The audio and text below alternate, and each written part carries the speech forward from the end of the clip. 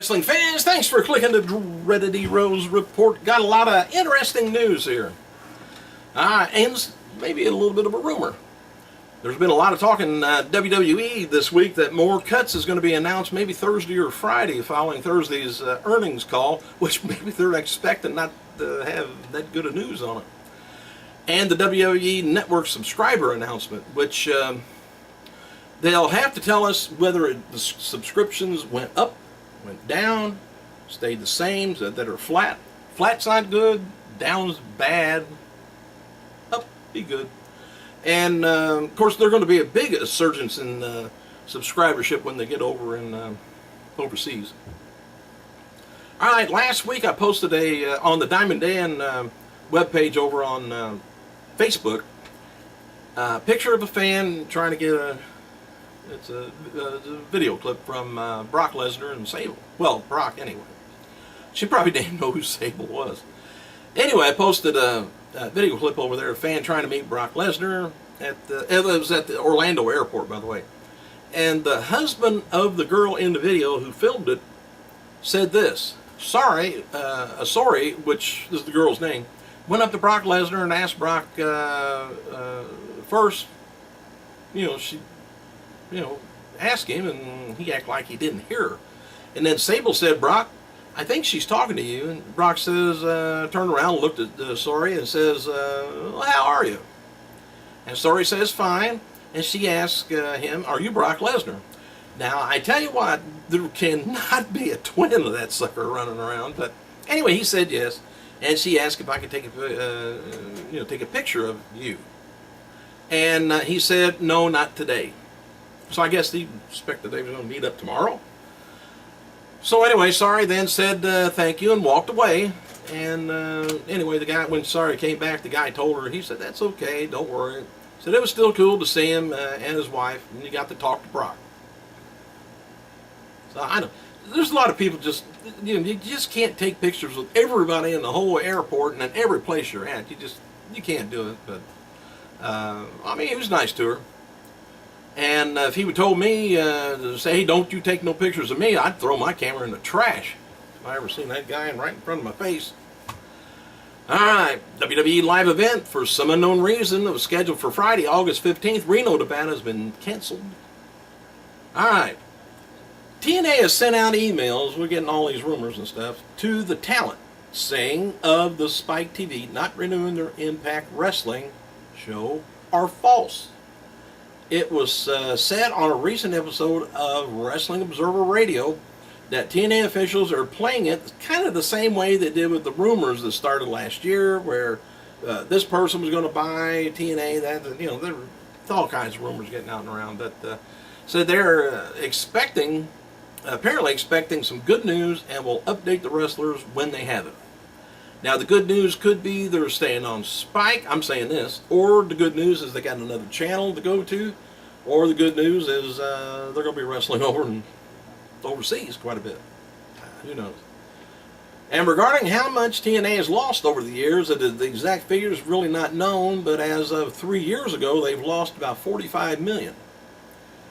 They slowed some of their losses after that, but still have been losing some money. And the one reason they lost so much over 3 years ago and so, have you seen the payroll they had? It was horrendous. With the Hogan and everybody over there, that they was trying to get, the ratings never went up. Now, again, I've said it before, there was about 1 million people that watch that every week. Maybe the ratings is only 1.0 or 0.90 or 0.99, whatever. It's always hovered right around in there. Does Spike TV want to lose 1 million viewers in that 2-hour time slot? I don't know. I just can't see that. But both of them are probably holding the whole card. It's got to do with money. All right, now this is strange. David, let's say Hart Smith, Owens' brother. He went on Twitter last night and blasted Vince Russo for his role in Spike TV, deciding to part ways with TNA. Smith blamed Russo for WCW and TNA's troubles and the death of his brother Owen. Smith also challenged Russo to a fight at Bound for Glory. He says, congratulations pyro ballyhoo. I don't know what that is. Not only did you murder my brother, but you've successfully killed 2 wrestling companies. I have a challenge for you. Maybe you'd like to try killing me, or your last failed broadcast. I would donate my share to the Owen Foundation. Said, so I don't know what's going to come out of that anyway. But if nothing else good can come out of the destruction of TNA, the loss of jobs, perhaps raising money for a worthy cause would be. That's what he had to say. All right. Alberto, I don't know what he meant by I think Russo must have been with WWE when the Owen Hart deal in '99 went on.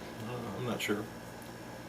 Alberto Del Rio faced Justin Gabriel at last night's WWE Superstar taping down in Houston, Texas, and WWE's website reported that Del Rio had to get 7 stitches to close the wound that after taking an elbow above the eye. Sometime had to do it. And WWE's Dr. Chris Annan noted that Del Rio should be able to compete on the main event against Dean Ambrose tonight. Just don't hit him in the eyebrow. And as noted before, WWE talent Prince Devitt was at the Performance Center on Monday in Orlando, and TMZ reported Devitt was given a tour in the facility by WWE Hall of Famer Dusty Rhodes. Devitt also worked out in the ring, and what they're immediately going to do with Prince Devitt is say, look, whatever you've done before, forget it. You're going to wrestle the WWE way, and you're going to throw people off the ropes. And well, I hope they don't do that to him. Man, they do that to a lot of people. All right, as it's speculated that on the latest episode of Wrestling Observer Radio, that WWE would likely offer a purchase of TNA's tape library if for some reason TNA couldn't get picked up by another network. The going rate for something like this sounds around $500 per hour of footage. TNA has a little over 1,000 hours of just Impact Wrestling footage. Throw that rumor out. All right, regarding TNA's possibility of getting picked up by another network, it was also said that not having Hulk Hogan is hurting them when it comes to interest from other stations. Of course, they like to use Hogan, but it never did do Spike or TNA any good when he was there. Maybe a point. No, not even tenths of points. It helped on the ratings.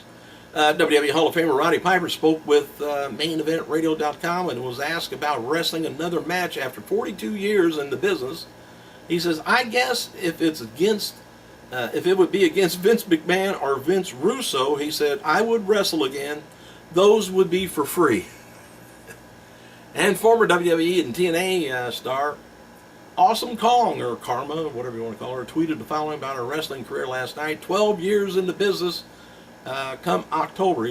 She says, I'm considering 12 most influential experience of mine that had been, made me awesome. So I don't know if she's looking back on things or not. So maybe she's going to retire.